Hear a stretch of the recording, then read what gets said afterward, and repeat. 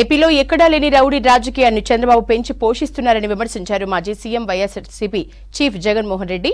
TDP కార్యకర్తల దాడిలో గాయపడి రిమ్స్ లో చికిత్స పొందుతున్న వైసీపీ కార్యకర్తను పరామర్శించారు జగన్. వైసీపీకి ఓటేశారని 20 ఏళ్ల యువకుణ్ణి టీడీపీ నేతలు దారుణంగా కొట్టారని మండిపడ్డారు.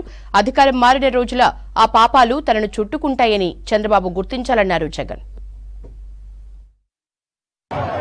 అతి దారుణంగా కావాలని అదే పనిగా వేంపల్లెకు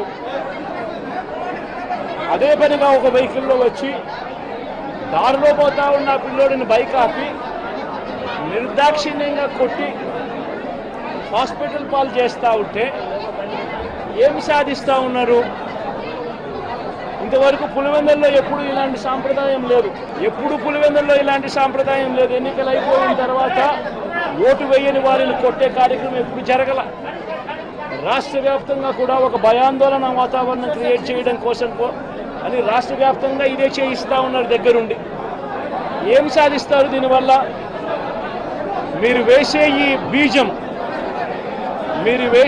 బీజం చేసే ఈ చెడు సాంప్రదాయం రేపొద్దున మళ్ళీ తెలుగుదేశం పార్టీ కార్యకర్తలకి చుట్టుకుంటుంది. చంద్రబాబు నాయుడు అనుకుంటా ఉన్నాడు తానేదో ఈ మాదిరిగా చేసి భయాందోళన క్రియేట్ చేసి వైఎస్ఆర్ కాంగ్రెస్ పార్టీకి ఓటు వేసిన వాళ్ళని కొట్టడం వల్ల ఒక తెలియని ఆనందం తనలో ఏదో పొందాలని చెప్పి అనుకుంటా ఉన్నాడు. రాష్ట్ర వ్యాప్తంగా ఒక భయాన్ని క్రియేట్ చేయాలని ప్రయత్నం చేస్తూ ఉన్నాడు.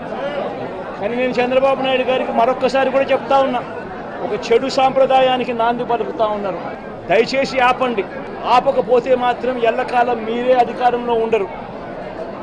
అధికారం మారిన రోజున ప్రజలు చంద్రబాబు నాయుడు గారు చేస్తూ ఉన్న ఈ అన్యాయాలను చూసి శిశుపాలని పాపాలు పండినట్టుగా ఆ పాపాలు చాలా వేగంగా పండుతూ ఉన్నాయి.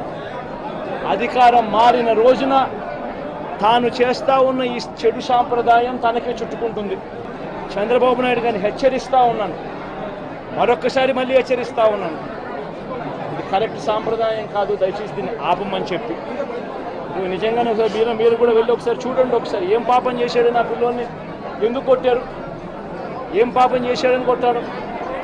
ఒకసారి హాస్పిటల్లో కూడా ఒకసారి చూడండి. ఒకసారి 90 మంది